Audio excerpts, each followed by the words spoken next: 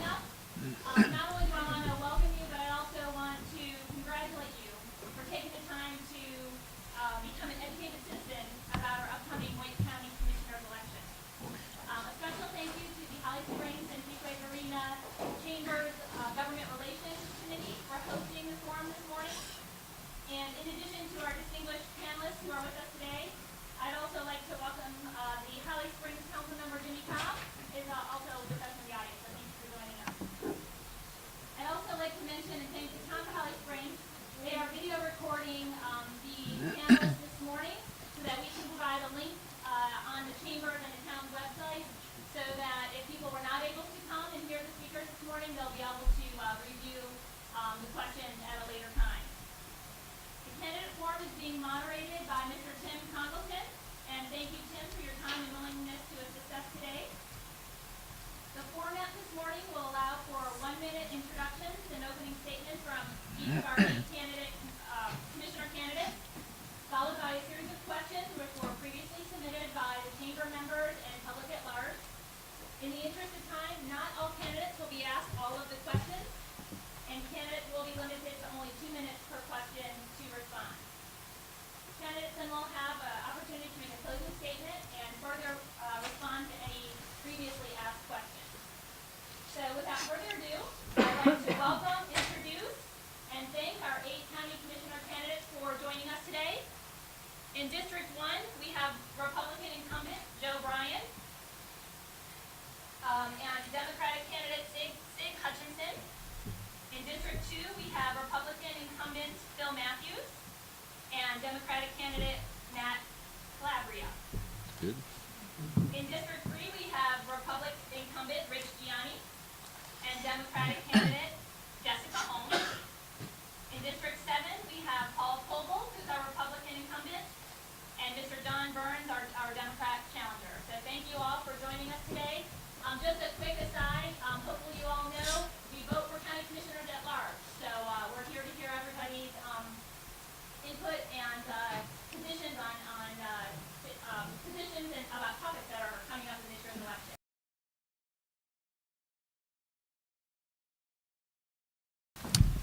Good morning. My name's Joe Bryan. I'm a current Wake County Commissioner. I've had the opportunity to serve in public service now for 27 years, 15 years in Knightdale, including the mayor for 7 years, and 12 years as your county commissioner. I've been president of the North Carolina Association of County Commissioners, as well as on the executive committee for the National Association of Counties.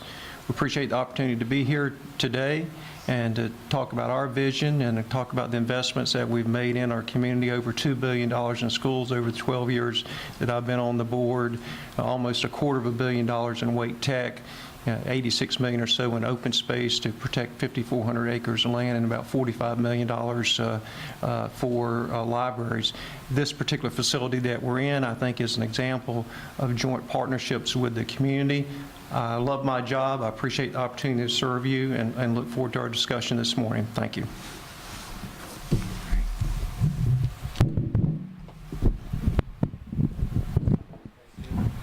Good morning. Can you hear me? Yeah, I'm Sig Hutchinson. I'm running for Wake County Commission. I've been in the business community for 30 years, as long as I've been in Raleigh, member of the chamber. And I'm a Dale Carnegie instructor in the past and been in communications. So my whole career has been about building coalitions, finding common grounds, and ultimately moving things forward. As a result of that communications career, I've led 6 bond referendums for open space, parks, greenways, affordable housing, and transportation. I've preserved over 5,400 acres, the size of Umstead State Park, in permanently protected open space, and been a driving force behind our greenway communities, 140 miles in Raleigh, 80 miles in Cary. This has all been a result of building coalitions, finding common ground, and getting things done. And I look forward to this conversation today to talk about how we can ultimately move Wake County forward. Thank you.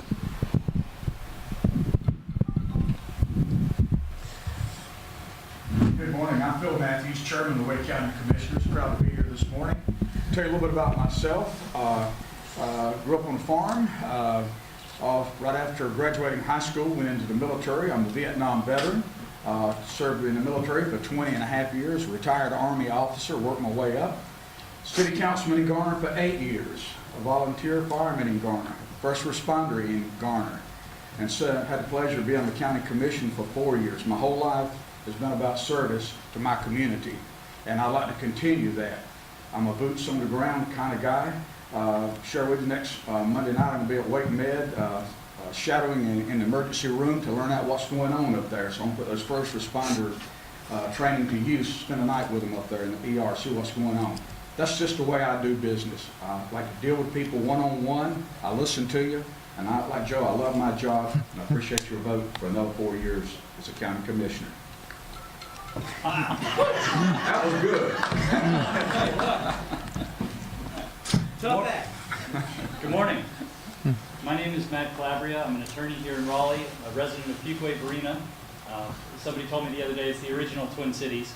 I grew up in Cornelius, North Carolina, went to public school at UNC Chapel Hill, then went to Duke for law school, but I always tell people I still cheer for the right team. And I've been in Wake County ever since, practicing law, volunteering with Big Brothers Big Sisters of the Triangle, and trying to be as active in my community as I can.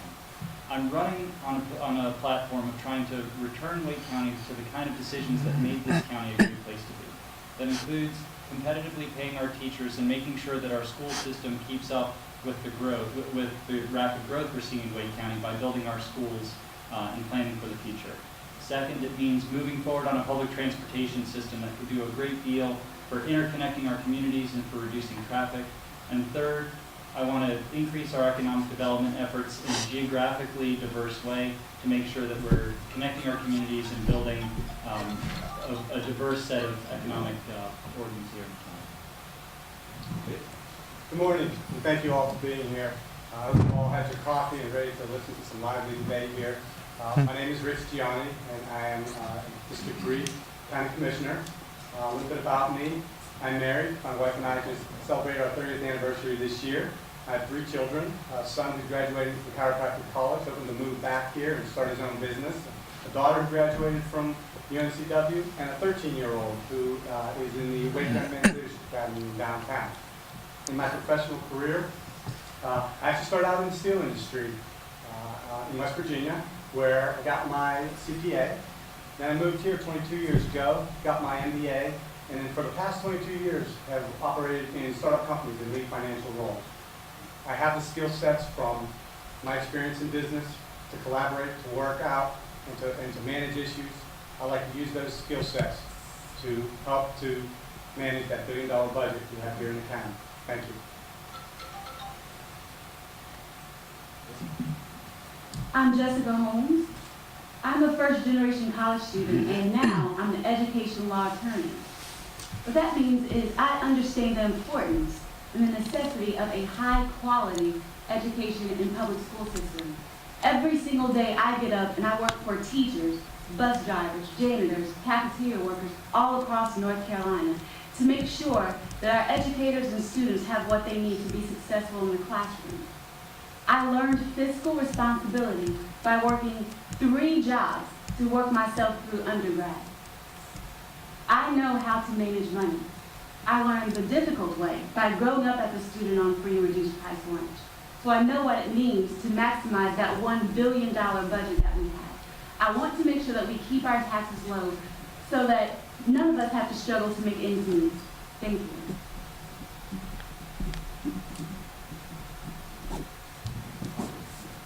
I'm Paul Coble, and my grandchildren represent the 4th generation of my family who's lived and grown up here in Wake County. And I'm a small businessman, been in the insurance business for 35 years, and know what it's like to deal with small business and the challenges that come forward. Served on the Raleigh City Council, served as mayor. I've served 2 terms as county commissioner, 2 terms as chairman, now running for a 3rd term. And I think it's important to make sure that as we move forward with our progress in this county, that we prioritize our spending and that we make good decisions as we go forward to make sure that we're doing the right things, but also to make sure that we're doing them in a way that we can afford it, because good tax rate, good schools, and good public safety are the things that bring people here. And we are bringing people here, we have been successful in what we've done as county commission. Good morning. My name is John Burns. I am an attorney in Raleigh, and I am challenging Mr. Copel for the representation of District 7, but as all of us will tell you, we're all running county-wide, and we need all of your votes. I'm very happy to be here. Thank you for inviting us. I'm running for the Wake County Commission because we need to focus on priorities that we have neglected in the past, for the last several years. First of all, we need to focus on funding our schools and our teachers at an adequate and professional level.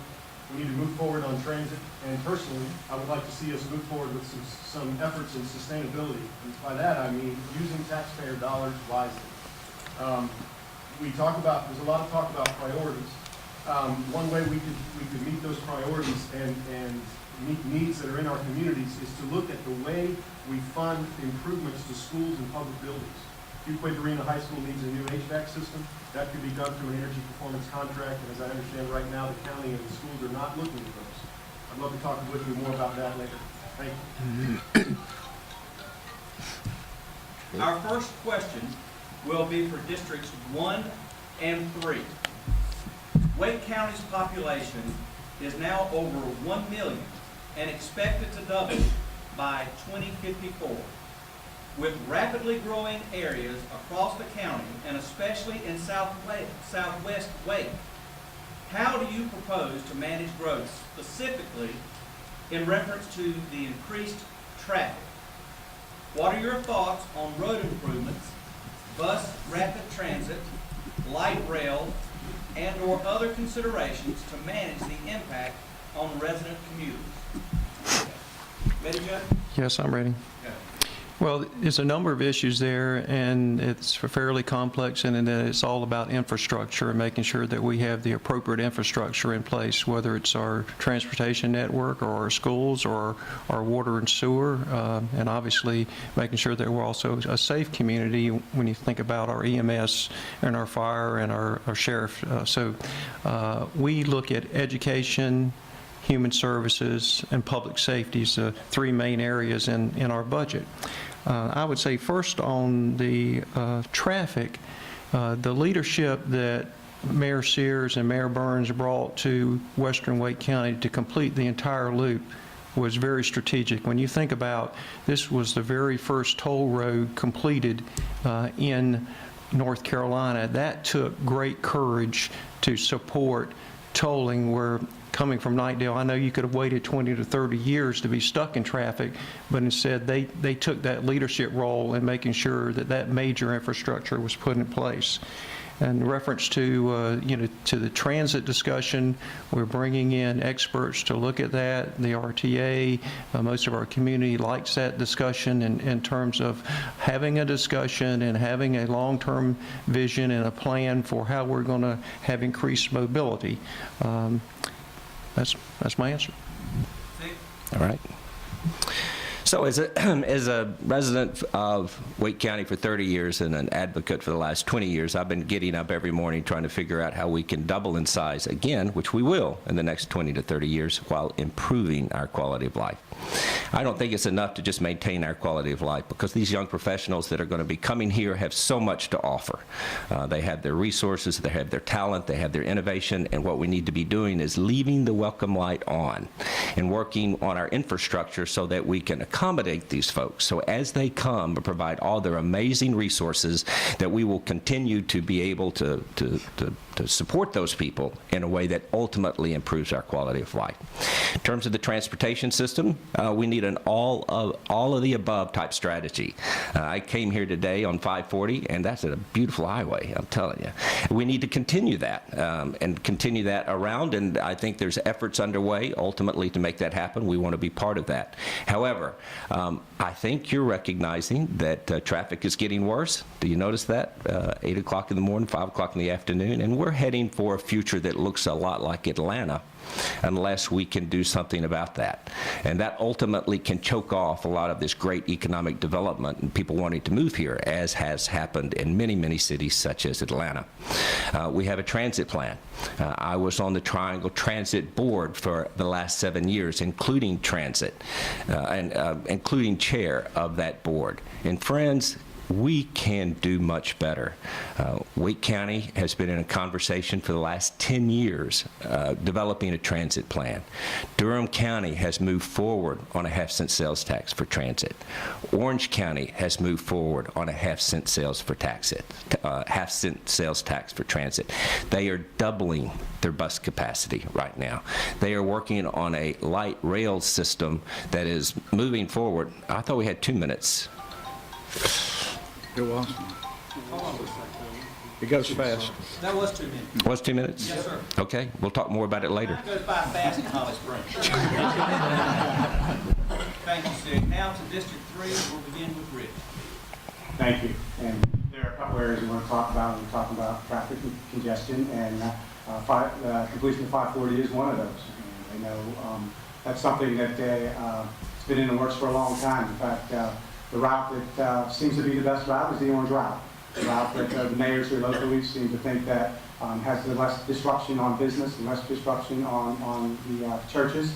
And it's been approved since 1990 by the North Carolina Department of Transportation. It looks like you all have another 8 to 10 years though before it's completed, but I think we need to move forward on that. In regards to the transportation plan, as you all know, we had a transportation plan, but we had nationally recognized experts come to us and say, that plan doesn't work. We have people that originally supported the plan and came back to us and said, that plan doesn't work. So we went back to the drawing table. We put together a proposal to go out to consultants so that they can come in and take a relook at it and find options that work here for Wake County. Now, we're similar to Richmond. If you look at what Richmond has done, Richmond has decided that light rail isn't good for them. They're very similar to us. They're not congested in one area, they're spread out. They decided to go with something like a rapid bus transit.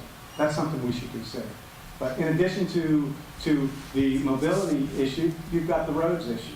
You know, are there little things we can do? We've done something in Cary. We had one lane that improved traffic and congestion. So there are various efforts that we can do to improve the congestion here in Wake County. And I agree with Steve. I think we need to consider all options. We need to consider what the experts tell us, and then we've got to work with the various communities, the various municipalities, and the transportation organizations to come up with a plan that fits Wake County, that's affordable and equitable for all. Thank you. Thank you. I think everyone on this panel will agree that traffic is increasing almost by the day. And I actually live in Southwest Wake County, and every single day, in order for me to get here, I took that toll road. So I'm a big proponent of completing the 540 loop.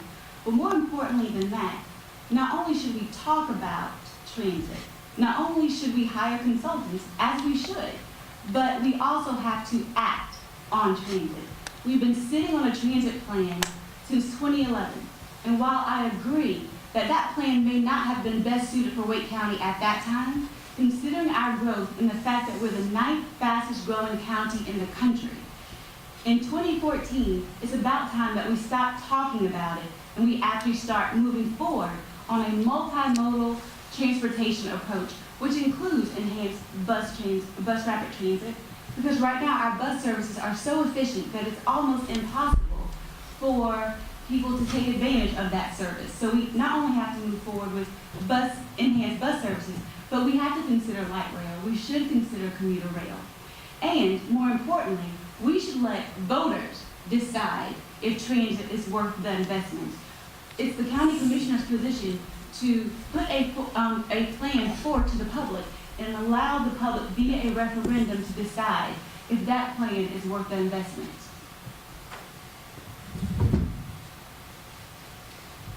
Thank all. The following question will be for Districts 2 and 7. I'll read it twice. Please share your thoughts about your selection criteria for projects which would receive consideration for the county hotel restaurant tax funding. How do you think funds should be allocated across the county? We'll begin with District 2 and Matt. Mr. Matthews. Too many Matthews and Matts up here. Can we start again? I just took 6 seconds of your time. I don't want to rob anyone. You're a good man. All right, Roll it. That is a good question. Matter of fact, we do have a program in place. We, just a few months ago, we had some projects come in. The guidelines are pre-printed, and bottom line, is it going to put bodies, people in the hotels? Secondly, is it going to put people in restaurants buying food and spending money in the local economy? So we've got specific guidelines that every community knows. So we had about 5 or 6 packages come in, and one of those did happen to be Holly Springs. And the committee went through those, decided, and brought a couple of them forth. One was in Knightdale and one was in Morrisville. But the intent is, economics, is it going to bring people in buying our goods and our services in our restaurants to bring that money back into the local economy? Some projects are good, some projects it's just not going to happen, and we really look at our committee to make those decisions and bring those forth. But we still have the opportunity to question and make decisions on them if we want to. Is it a perfect program? Maybe not, but it's a work in progress, and we're going to go back and revisit some things. So, but we're not just going to divvy out money to divvy out money. It's your tax dollars and our tax dollars. We want to make sure those projects meet what I use the term shovel-ready criteria. You can have 50 million promises. If the county steps in, we'll get this, we'll get that, we'll get this, we'll get that. Well, what have you got is the big question. It's the community buy-in to it. So it's some tough decisions there, but that's why you're a county commissioner. You represent the people, and you try to represent your tax dollars wisely. But we'll continue looking at that. It's a good program, and we'll not just give out the dollars. We'll hold on to them till the projects come in and meet those standards. So we're going to try to make it happen and make it work right. And it's a great program, and it'll be ongoing. And whenever a project's ready, they can bring them to us, and we'll look at it. Right on time. all right. Okay, Matt? Well, I appreciate the question. I know that this has been a point of particular interest for Holly Springs because there was a project that went forward that was recently rejected by the County Commission. I thought that decision was problematic. I thought it was a good project and would have brought a lot to this area. The key to allocating the hotel motel prepared foods tax is return on investment. Now, right now, we have the criteria include, I think it's a minimum of 10,000 annual hotel visits per year, and also a $10 million financial minimum for the project. I think that squeezes out a lot of high ROI projects that maybe are more appropriate for small towns, that maybe would be great benefits to the community, but the threshold is just too high.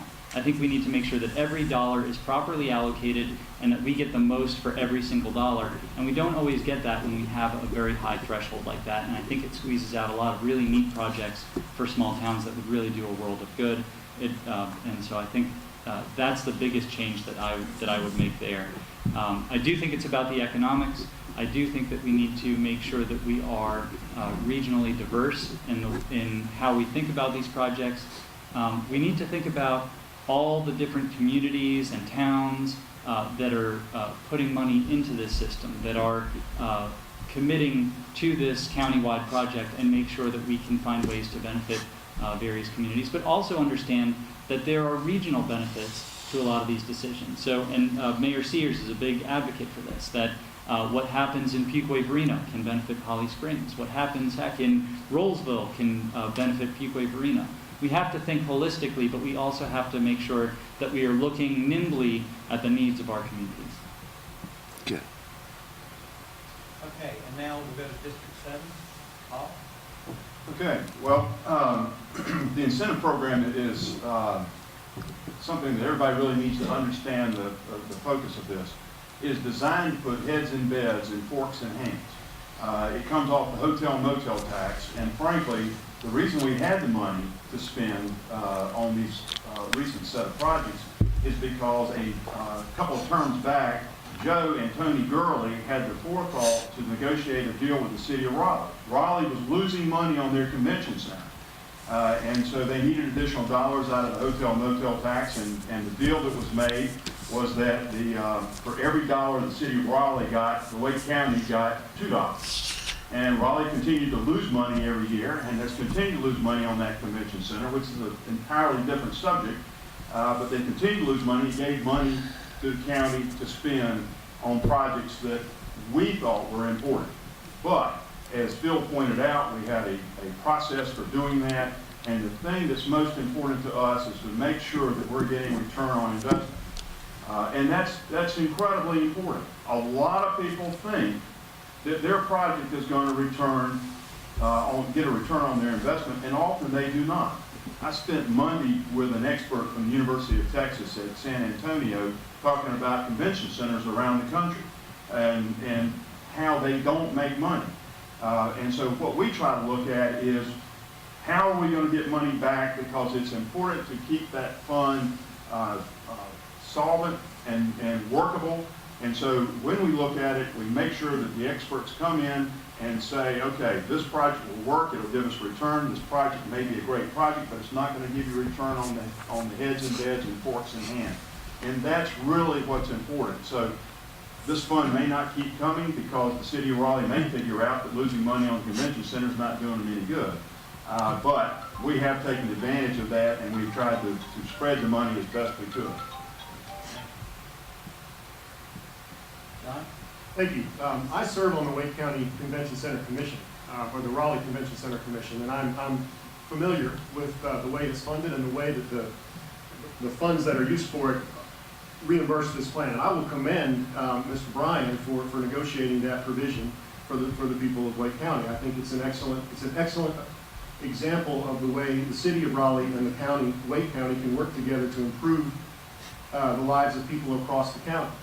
And Mr. Coble is correct that the purposes of that fund are to put heads in beds and forks in hands. I agree with him completely on that. What I disagree with is perhaps some of the implementation of the way the county commission implemented it in the 4 projects that were brought before it last month. It wasn't a committee that decided that there were 2 that were better. The ultimate decision was made by the Wake County Commission. And not 3 weeks later, they voted to put $1 million into a scoreboard for a private baseball team in Zebulon. And I don't think the scoreboard of the Carolina Mudcats puts many heads in beds or forks in hands.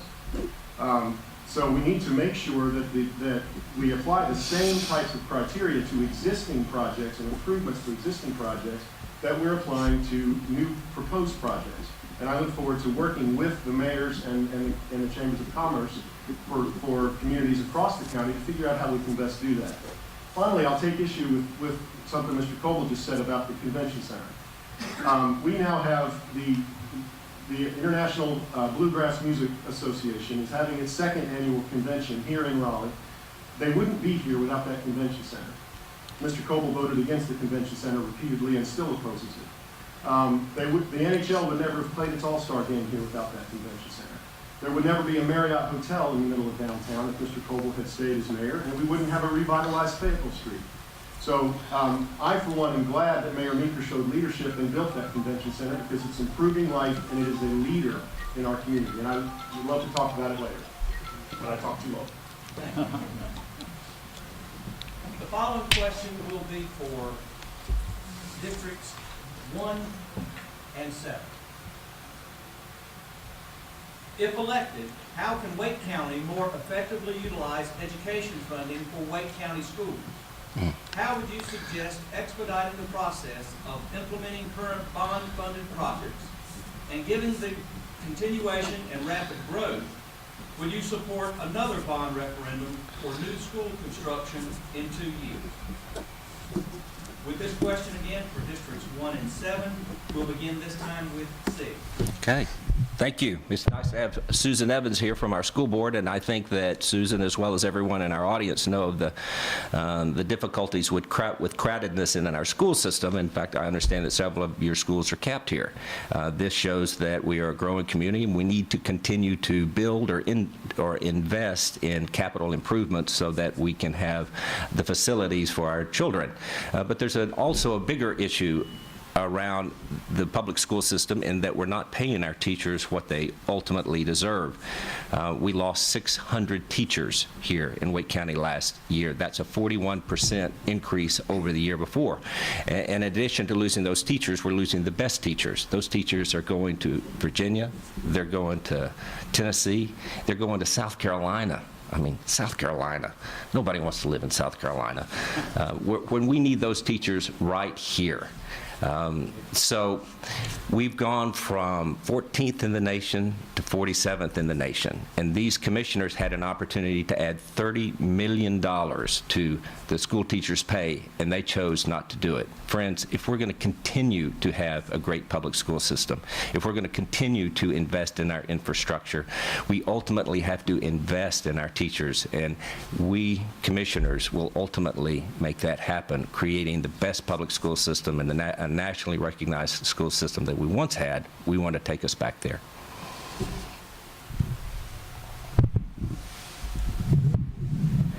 Okay, thank you, Tim. Let me talk about the capital side first. When I became chair in 2013, my opening comments was to have that discussion about we were going to move forward with a school bond issue. Nobody else had done that.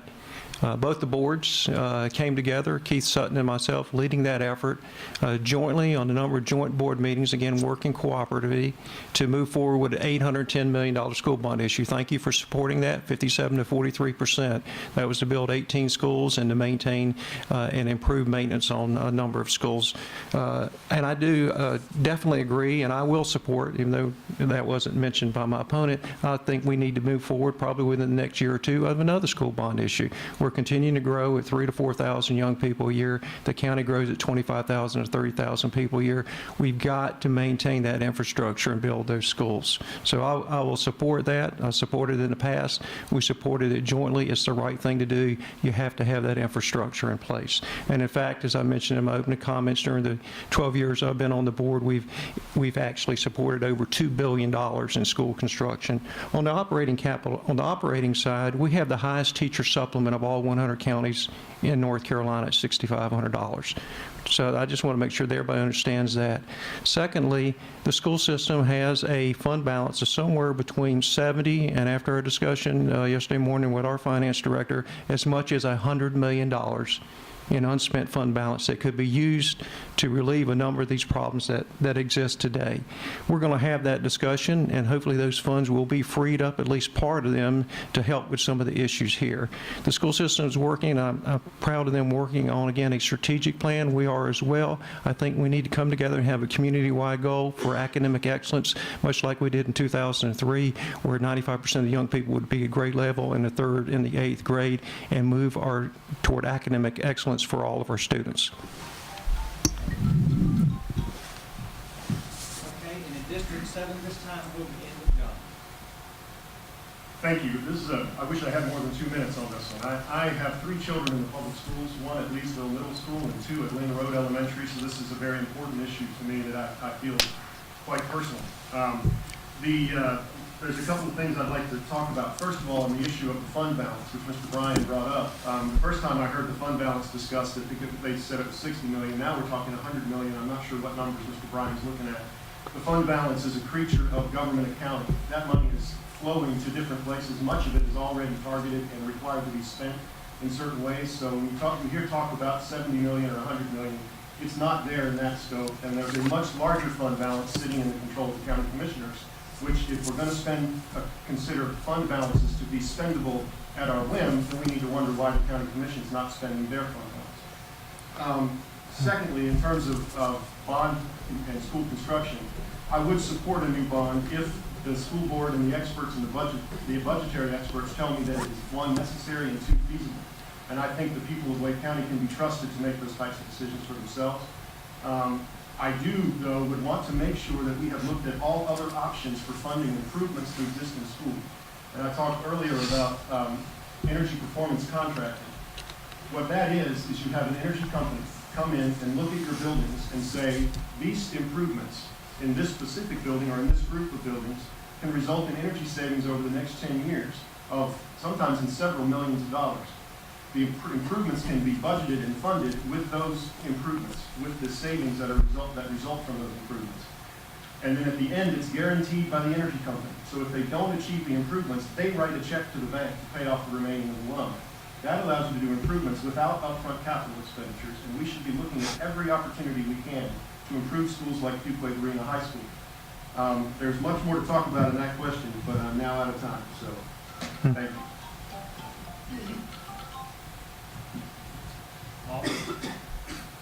Well, first of all, let me defend the people of South Carolina. They were good enough to pay for my daughter to go to college, and so I will not allow them to be dishonored here in Bay. And I'll consider that my repayment on that loan. There's a number of issues right there, but let me touch on a couple. One, Wake County is the banker for the school system. We carry the debt, not only for the schools, but for everything else that we do. We have a fund balance because we have to carry one, because we actually carry the debt, not only our debt, but also the school system's debt.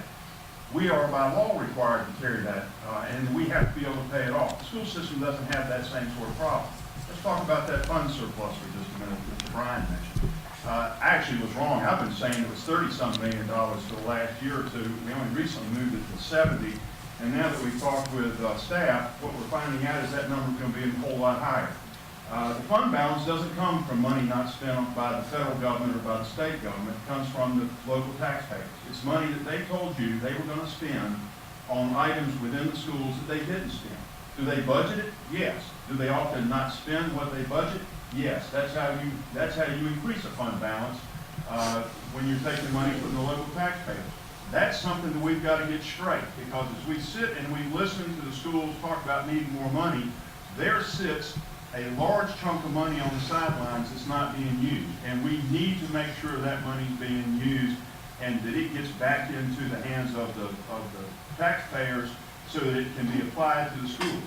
Do we need to build schools more efficiently? Yes. Do we need to do better things in how we operate the schools?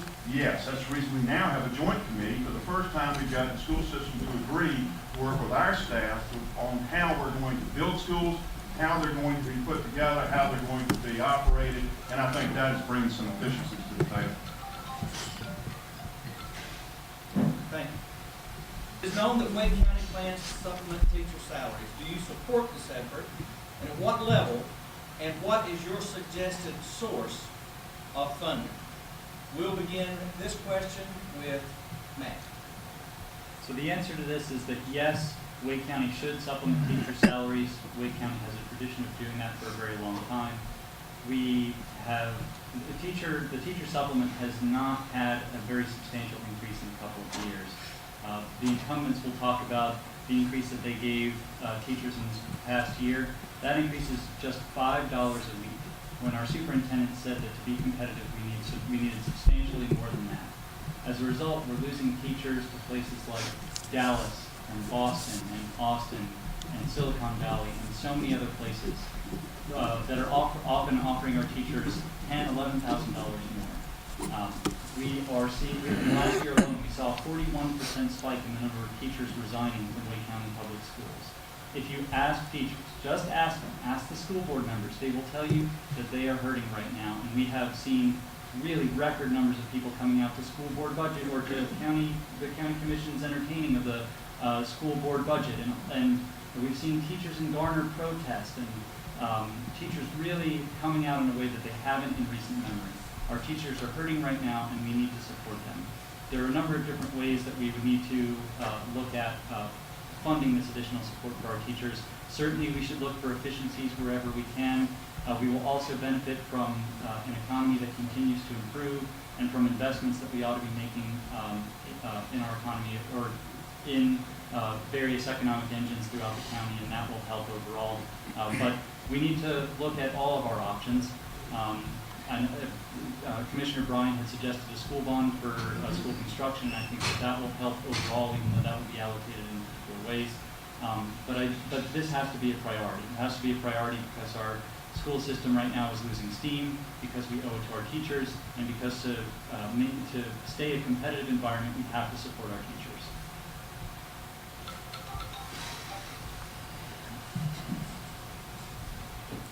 Okay, thank you. Bill? All right. We just recently, this board voted to make our teachers supplement pay #1 in the state of North Carolina, and which we think is a very good thing. We've had a lot of calls from other counties concerned why we're doing it, how they got to do it. Well, that's just the way it is. We're in Wake County. We take care of Wake County teachers. I found out yesterday at our agenda meeting with our staff, we've given them that pay raise, but they've not been given that pay raise by the school system yet. We did our part. We're waiting on theirs. We got beat up on because we didn't want to raise taxes. Well, teachers are state employees and not part of, we don't pay their salary. We just do a supplement. So they recently got a very sizable pay raise, and a lot of people love to get a 7% pay raise, thank you, Stan, on that. So, but they are number one. I've got family that are teachers. Some of them got out of the business. They said it's not because of pay, it's just conditions we got to teach in, things we got to do, things that we just get challenged with more and more things that we're responsible for. And they decided to do other things. And as far as Houston, who in the world wants to move to Houston? I've been there. Your taxes are going to go up. Whatever that pay raise is, you're going to pay it in taxes, I'm telling you. And it's nowhere near what Wake County is. I don't know of anybody that's moving to Houston. It would be a fatal mistake.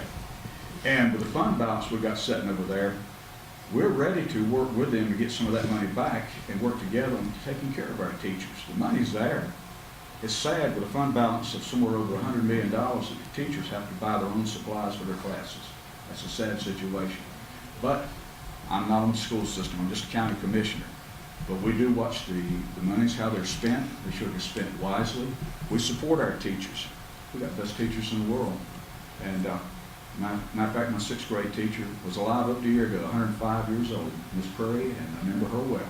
So they make a big impression. So we're behind our teachers, and we're willing to work together with the school system and state, do everything we can to keep them. Okay, Jessica? I think it's important to address the $100 million that keeps getting thrown around here. To start, we have to understand that Wake County has over 150,000 students. So that $100 million is mere days, if not weeks, of operating expenses. Not to mention the fact that much of that $100 or $70 million is already committed. Wake County does things like they prepay for gas to make sure that we get the best rate. So when you think of $100 million, I'd also like for you to think of over 150,000 students. I also think it's important to understand the role of the county commissioners versus the state. So the fact that teachers statewide are unhappy is not the blame of the current Wake County commissioners, because it is the state's responsibility to provide a base salary for our educators. Where county commissioners come in is that teacher supplement. Now, I do thank this current board for increasing the Wake County teacher supplement. That was done very recently. However, I would like for you to consider the fact that on a statewide level, teachers have not received a raise in 5 to 6 years. Phil Matthews just mentioned the fact that teachers received a 7% raise. He didn't note that that's an average raise. Our most senior educators actually received a 0.29% raise. The fact that where the 7% comes in is the fact that they moved the teacher's salary from $30,800 up to about $33,000. But that only benefits our newest educators. So I think it's important that, yes, we increase the teacher supplement to more than the $237 average that the current commissioners gave.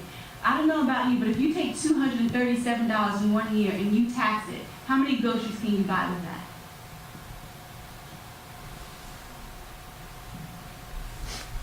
Thank you. The question was on supplements, so I'll try to steer away from a lot of the state discussions and talk about the county. The county is responsible for paying the supplement. And yes, I do support increased supplements for teachers. I support supplements that will continually make our teachers here in Wake County the highest paid teachers. As Mr. Matthews alluded to, the state is responsible for paying for teacher salaries. And we took a lot of criticism because we would not bring a referendum to vote to increase teacher salaries. And no offense, Mr. Stam, but if we allow the state, if we're willing to take up expenses at the county level, the state's going to let us. And do you want that? Do you want to allow the county to start absorbing expenses? It's the responsibility of the state. So in regards to this teacher attrition rate, actually, Mr. Hutchinson is incorrect. We didn't lose 600 teachers. We lost 1,200 teachers last year. But that's 12%. And what you can do is go onto the North Carolina Department of Instruction website. All the information's there. That 12% We've lost 12% over the last decade. The state average is 14%. The national average is 16%. Now, don't get me wrong. We don't want to lose teachers. We want to do what we need to do to keep teachers. But it's more than salaries. There are other things we need to do for teachers to make them happy. Running a business, I know, it's not only salaries that affects an employee's attitude. There are other things that we can do for our teachers, like giving them more say-so in the classroom and giving them their continuing education. There are a lot of things we can do to satisfy our teachers, and it doesn't always need to be about the money. Thank you. All right, the following question will be for Districts 1 and 2. What are your thoughts on Wake County's economic development incentive policy, and does it place the county in the best position for attracting industrial tax base? We'll begin this with Joe Brown. Well, a little background, our incentive policy has been a very high bar. That policy is generally a firm had to invest at least $100 million and provide at least 50 jobs at 120% of the state average.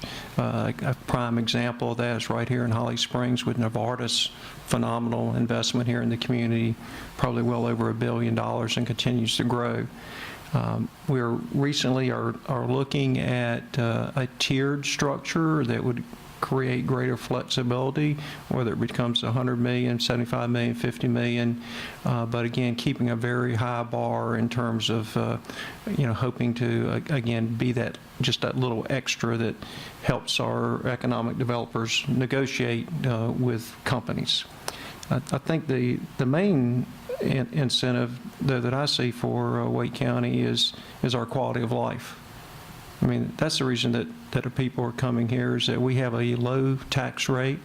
It's 57.8 cents. If you live in Mecklenburg County, their tax rate's 81 cents per 100.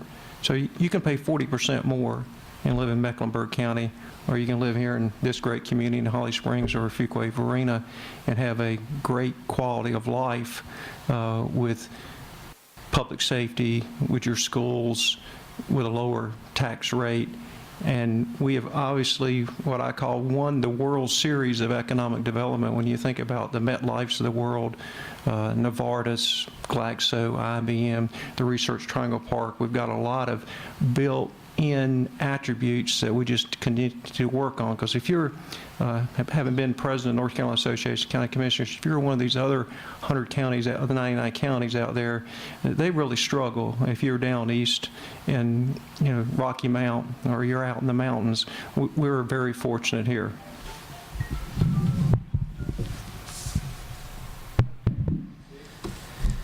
There's no doubt we need to continue to be competitive to bring in companies like MetLife. But let's really talk about what an incentive program actually is. What an incentive program is that they want to take your tax dollars and they want to put it in a big old pool of money, and they want to go outside the state to find a CEO who might be interested in bringing his or her employees to this state, and then bribing him or her to do that, to then ultimately compete with you.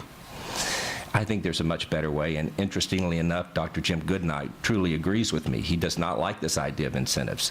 What I believe is that we need to do more to work with our existing job creators to ask you, what can we do to help grow your business? What can government do to remove barriers to help you be more successful? And what can we do to start working with some of the greatest innovators in the entire world, coming from our incredibly successful and talented universities? What can we do to work with those innovators and entrepreneurs to start new businesses? We've got some incubators right now going on, but we can do a lot more, and we can do a lot more with those incubators to try to build coalitions and collaborations with our universities. Friends, we've got the most talented people on the planet right here in the Triangle. We've got the greatest universities, we've got the brightest minds, and we need to be leveraging the people right here and working with them to do economic development, rather than to bring a lot of people here to compete with you. I think our economic development plan in Wake County does one thing especially well, and that's hunt elephants, generally from outside of the state. And that's good. I don't have any problem with that whatsoever, and we should continue to do that because it brings jobs to our area. But we should also be more sensitive to the needs of businesses that are already here, because many, if not most of the jobs that we create are going to be from businesses that are working, sometimes struggling, but ultimately forging ahead in Wake County already to try to expand, create jobs, and be economically prosperous. So that's one thing that we need to do, is be more sensitive to what's going on here and try to find ways to help. Along with that, this is the second point, what we need to do is make sure that we're fostering connections between communities. So let's take one example. In RTP right now, there's tons of intellectual property that we are producing as a county.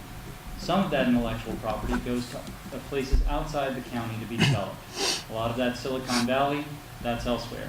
What we should be doing is trying to foster connections between our research communities and our entrepreneur communities and those who provide financial assets to these ventures, to make sure that we can have more homegrown success stories of our own right here in Wake County.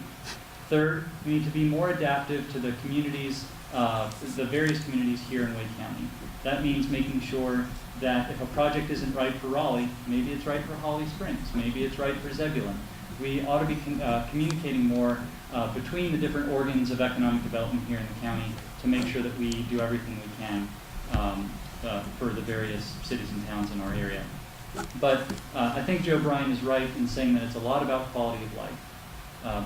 Wake County Economic Development tells us that 85% of the businesses that are looking to come here say that access to talent is their number one issue. And that means education. That means being an attractive area for talented people to be. That means we need to invest in things like transit and public education and all the things that make this county a great place to be. Wake County is open for business. I can tell you that right now. We're open for business. And businesses are coming here. Why? Because our taxes are low. We have eliminated so many detractors and things that slowed companies down. We cleaned up a lot on the books to make it where people really want to come here. And they're doing it by leaps and bounds. Matter of fact, this evening I'll be with the governor downtown with a new company coming. They won't tell us who it is because of the nature of the business. But people are coming here. And about that pool of money, Paul and Rich and Joe and myself, I don't know anything about a big pool of money out there, because these guys would have found out about it a long time ago, especially Paul Coble down there. But our incentive program is good. It's designed to, if a company wants to come in, they got to agree to the terms. We don't give them nothing up front. They've got to live through those terms and pay their taxes. Basically, they get a portion of their taxes back, somewhat how it works. And if you default on it, guess what? The money stops. So they're basically paying pretty much for their own incentive. And that's the way it's worked. A lot of municipalities are the same way. In Garner, it's the same way there. So, but they are coming here. We do have a 3-tiered program being presented to us. That's something I asked our economic development folks to do, and they came to our last work session. One right now, we're at $100 million. We're going to have one for $75 million and one for $50 million. I shared this with many of the chambers. They were there, and we're going to ask them to be a part of that to come up with this new program. So maybe $100 million is good in one area, and maybe if you would like to have $75 million and have that opportunity. So we're going to have 3 tiers being presented to us. And all these city commissioners right now have already bought in on that program. And but there's a lot going on, and Wake is great. People are coming here. We're working with them, and it's all about jobs, jobs, jobs, and if I got to say it, jobs. Okay, the following and final question is for districts 3 and 7. What one thing or which area of county government, from your perspective, needs the most reform, if any? And we'll begin this with Rich. Okay. What I'd like to see in county government is actually a process that we started, and that's to work better with the school board. You know, for the first time in history, we have an interlocal agreement between the school board where we're working together to build schools. Now, there's still room to go, but I think that at least now we have started the process. And we've talked to our county staff, and they're telling us they're actually getting along. It's working, and we need to continue that process. But I'd like to continue to work with the school board a little more. As a person with many years of budgeting experience, I will tell you that the transparency in the school board budget is not there. Now, that's not blaming anybody, that's not criticizing anybody, but we don't have quite the transparency. What happens is it causes friction. It causes this dispute. Is it 70 million they're holding on to? Is it zero? What's the number? And I think if we work together, and I've got the experience in doing this, in trying to get this transparency in the budget and presenting the budget to the public and to us in a transparent way so that we can look at it together and work together and figure these things out, we then can be able to work together rather than bickering back and forth. So that's one area I'd like to focus on. That would be the main area, also because that's my experience. Thank you.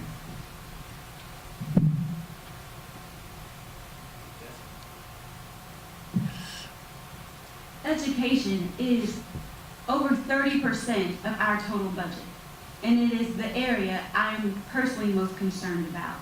I don't need an agreement to tell me to be nice to the school board. I don't need a piece of paper to tell me that it's better to collaborate with the school board as opposed to engaging in partisan bickering. When it comes to working with the school board, it's important to build schools, not only at our current capacity, but build schools in anticipation of growth. Right now, I live in Cary. Cary, Apex, Mooresville, we are absolutely exploding. We have several schools that are capped. And also in Wake County, we're building schools so slowly that one year we're putting a school online, and in the next year or two, that school is either at or above capacity. So it's important that we continue to not only maintain the number of schools we need, but we need to anticipate growth. And right now, we're not doing that.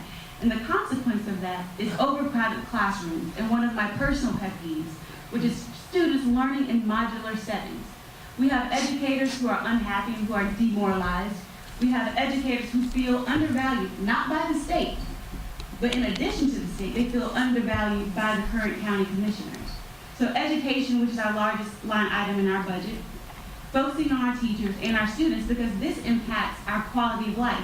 Also, it impacts our ability to attract companies to come to Wake County, because when you look at the traffic congestion, when you look at the fact that they don't know where their students are going to school the next year, they don't know whether it's going to be traditional or year-round, that hurts our quality of life, which is one of the main reasons people relocate to Wake County. Thank you. And now, John. Actually, I think. Oh, wait a minute. Thank you. Good call. Either way. I sort of agree with what's been said up to this point, but I think we really have to get under the microscope and look a little bit closer at how we're doing school funding. It's not just about how much money we send to the schools or what we invest. This is multi-tiered, and we need to look at not only did we do a bond previously in 2006, which basically was $1 billion, and then another one in 2013, which is another $1 billion, and Joe said we probably need to do another one in 3 years. That's correct, and we'll probably have to keep doing that as we grow. Success brings challenges, and we certainly, as Joe said, have hit the home run of economic development, and with that, people come. And so we have to look at how we're going to space out those bond issues, and then how we're going to deal with the debt. The structural piece of dealing with the debt is important, and it's important because we can't build schools but so fast. You can put $3 billion out there to build schools, and we won't be able to build them as quickly as we would like because of how the process works. We need to look at the process. We need to see if there's a better and quicker way to build schools. Can we do it more efficiently? And can we make sure that we are doing it correctly? We don't decide where the schools go as a county commission. The school system decides where the schools go. We try to work with them. We try to make sure we're getting in the right location. But if it's not in the right location, the school system picked those sites. We bought them, but they told us where they were going to go. We need to make sure we're getting it right. And Rich is absolutely on point about the success, I think, that the two boards are having in working together and making sure that we can find some of those efficiencies. Because if we don't find a way to deal with this from a structural standpoint, we can't throw money at it fast enough to really make a difference.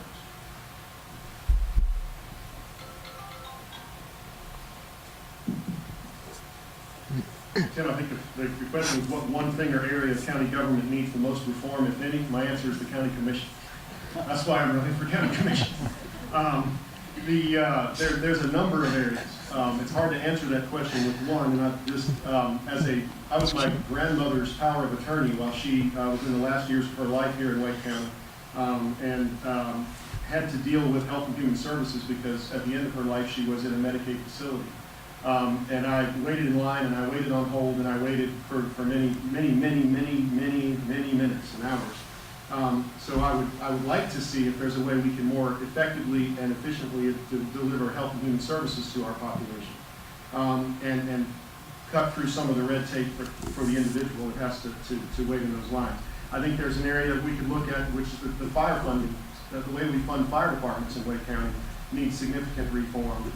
Because some of the formerly rural fire departments are no longer rural, they are city fire departments, and they are struggling for funding under the current fire funding system. So we could reform that. So I'm trying to throw more than one thing at you, but the main thing we need to do is work better at the county commission level. There are ideas coming from all over the county, and those ideas are not always listened to at the county commission. I would like to change the way the county commission does business, and the primary way I would do that is to promise to listen and do it, and work together. Like Jessica, I don't think I need a court order or a negotiated agreement to tell me how to get along with people and listen to them. I think for far too long, the goal of county commission decisions has been to win 4-3 and prevail politically. I want to make sure that we do what we're supposed to do for the people of Wake County, and to do that, we need to listen to the people of Wake County, and that's what I will do as a county commissioner.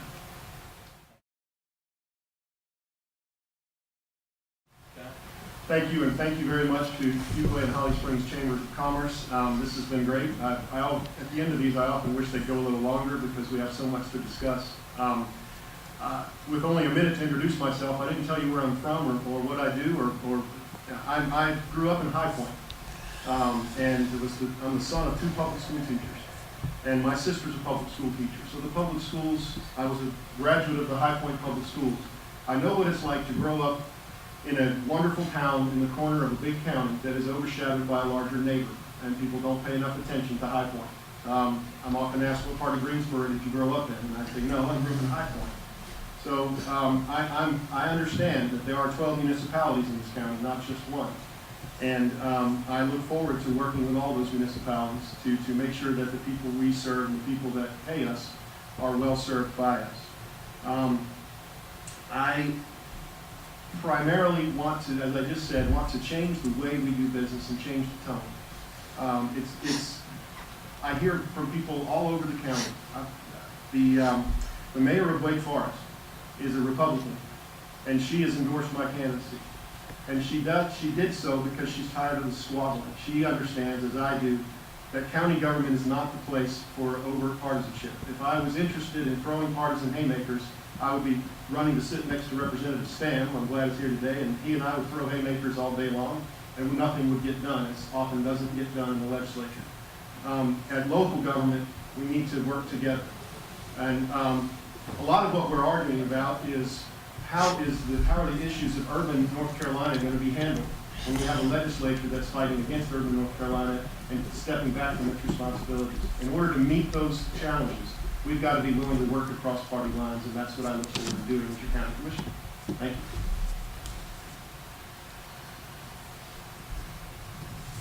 Well, Tim, first of all, let me thank you for giving me an eye test and a hearing test. I barely passed it. I appreciate the opportunity to be here. I think we've had a number of these debates, and one thing keeps coming up is the term is used, the stark difference between the city and county commissioners and challengers. And I would say there is a stark difference. The difference is experience. When you look at Joe Bryan, who has served as mayor of one of the cities in Wake County for as long as he did, and did as many things as he did for infrastructure.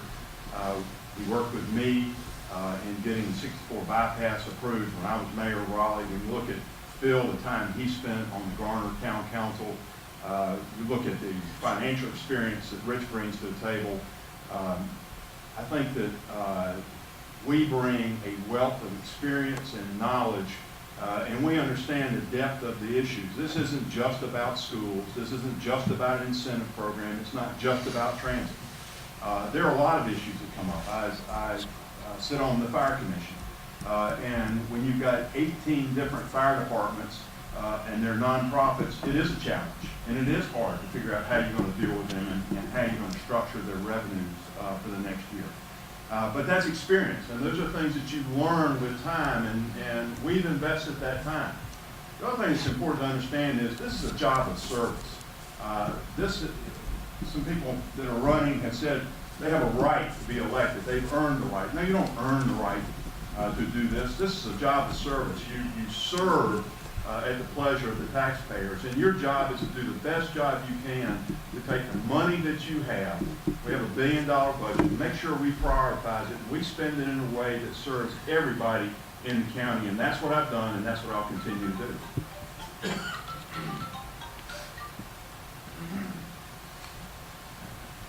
We have all 8 of us have done a very fine job of answering questions, I believe. I would like for you to be weary of anyone that pretends to know all there is to know about solving every issue that Wake County has. I can't pretend to know every single line item of our budget. I can't pretend to know how to fix problems from Wendell to Cary. But what I can promise you is this.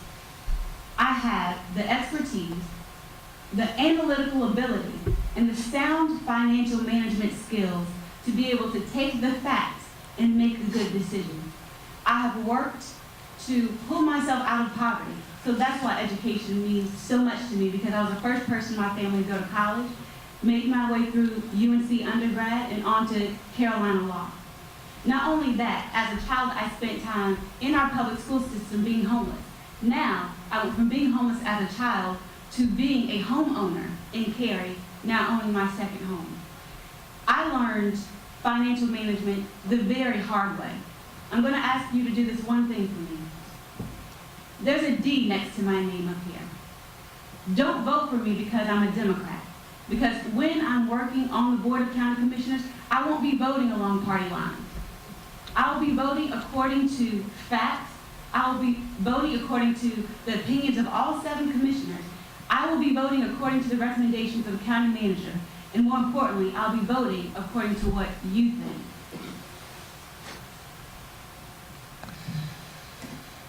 Thank you. Thank you all for being here. And Wake is great. And, you've heard our opponents talk about the good job that the county commissioners have done up to this point. And that took vision, and that took leadership. And yes, we have our issues. All communities, all growing communities have their issues. But all of a sudden, 2 months ago, this county commission lost its vision and lost its leadership. Why is that? We've got an election season. So, my talents are not to sit up here and make good, emotional, political speeches or come up with good sound bites. My talents come from my experience, my education, and sitting in business, and sitting down across the table with third parties, and trying to work through issues, and trying to find common ground, and trying to use visionary leadership to advance the companies that I'm in. I've had 2 that have been sold. My experience is in managing $1 million budgets, multi-million-dollar budgets. That's where my experience comes in. And I got that experience through my education, through my MBA, and through my experience in my professional career. When you step into that ballot box on November 4th, I want you to ask yourself, who has the experience, who has the vision to move Wake County forward? And I want you to ask yourself, whose eyes do you want on your tax dollars? I think if you ask that question, those questions, you'll check the box next to Rich Gianni, next to Paul Coble, next to Joe Bryan, next to Phil Massey. Thank you, and I'm asking for your vote on November 4th.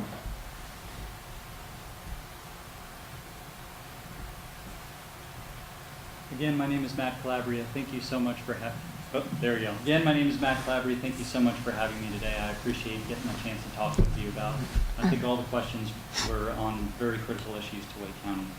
I think what you're seeing here is a difference in the sensitivity to the needs of people in our community. I'm running because I want to make sure that we make smart investments in things that are important to Wake County and that are in the legacy of what made Wake County great. And I think we've departed from making those kinds of investments in recent years. Look at a few things that you've heard just about schools alone. In talking about Houston coming here to poach our teachers, the response was, oh, I don't know anybody who wants to go to Houston. Well, Houston does. Not only did they have one job fair here, but they were so happy with what they got in that one job fair, they came back a second time to take more of our teachers away. That's the reality. We have to be sensitive to our people and to the facts on the ground.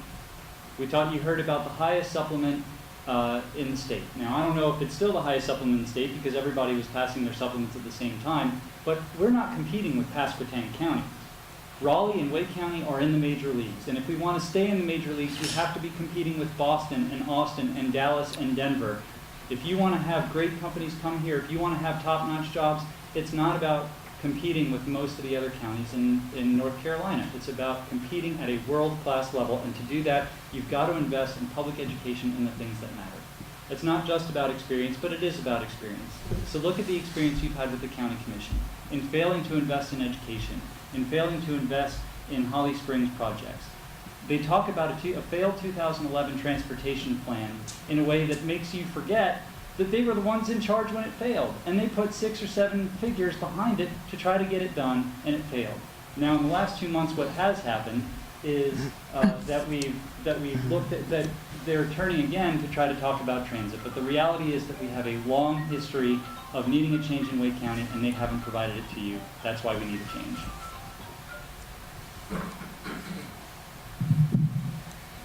Change is a very big word. Last time I heard hope and change, we've got a mess in our country. We're not going to allow that to happen here in Wake County. Wake County is great. People are moving here. Businesses are moving here. You want high taxes? Move down to Mecklenburg County. They're about twice what you pay right now. But people come here for reasons because it's a great place to be, and we're open for business. Before, Republicans were businessmen. We're not attorneys. So all we know is business and how to spend dollars wisely, because that's what we have to do for a living. And we watch your tax dollars very closely. Your tax dollars are our tax dollars too. And decisions we make impact us equally as well. And we talk about transit, we talk about Orange County and Durham County. Anybody that put a tax on their people without even knowing what they're taxing them for, that's bad government any way you look at it. You've got to get people together. You've got to understand what you're putting taxes on. A tax is no way. We're not going to tax us into success. Success has already happened in Wake County because of the things that we're doing. And we're going to continue doing that. And, you know, we could get into a lot of things here on all this, but again, public service, the 4 Republicans bring business experience. My background, again, is military, county, city government, fire department. I know what it is to go in your burning house at 3 o'clock in the morning, trying to find somebody you hope you don't find. I know what it is to cut kids out of cars, being a first responder. These are things I've done all my life. It's all about service. And this is my county. I'm vested in it, just like you are. And I want to make sure we continue to grow, continue to have great emergency services, education, and keep our taxes down, and create jobs, and more jobs, just like we're doing right now. And you'll vote, we'll continue that great service. If you vote otherwise, you take it in your own hands. Thank you. Thank you, Tim, and thank you, for the Chambers for doing this. It's been a very good conversation. I am Sig Hutchinson. I'm running for the Wake County Commission, and let me just remind you that you get to vote in all 4 races.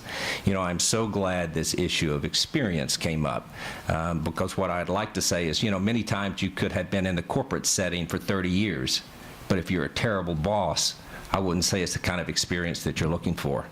You could be married for 20 years, but if you're disrespectful to your spouse, that's not the experience that we're looking for. And I would take issue with Mr. Coble.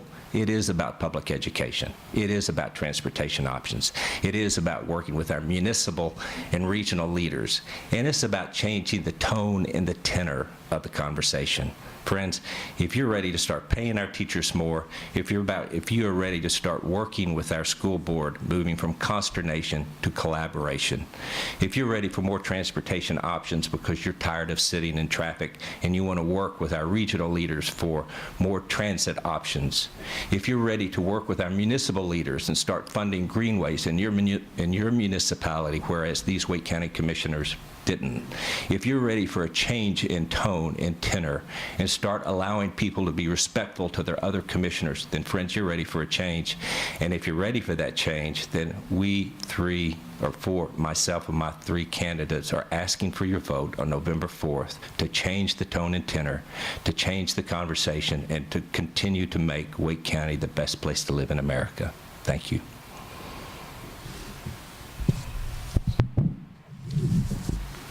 Thank you, Tim. Thank you, the Chamber. Y'all done a great job. If you've heard 8 of us that want to have the opportunity to serve you, we appreciate that opportunity, and we appreciate your time this morning. I think there is a clear difference on experience, on talent, the ability to prioritize with Paul Coble, Rich Gianni, and Phil Matthews, and myself. If you want higher taxes without any accountability, you've got 4 alternatives. You heard a lot of promises with literally no experience. That's an easy case to make. What I'm going to continue to work on is, and hit some other high points, is we're AAA rated, one of 39 counties out of 3,069 counties in America. That's fiscal responsibility. That allowed us to borrow $350 million at 2.61%. That saves you money. Public safety, if you have an event in Wake County, you have more of a chance of surviving than anywhere in America. That's important. We haven't spent much time talking about public safety. Human services, we're a wealthy county, but we still have about 12% of our people living in poverty. That's 120,000 people. That's part of what the county does also, to be that safety net, to help people that are working with mental illness, to help people that need those resources.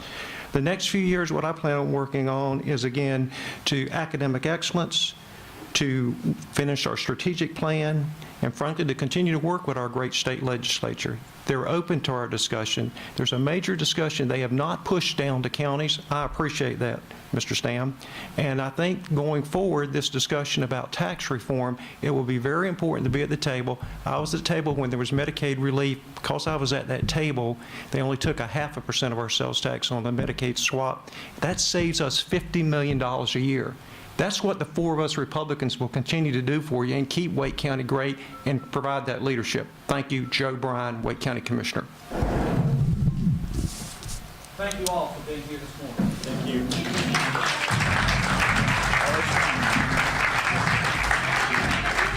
I want to thank everybody for coming and for your participation. And we should recognize Skip.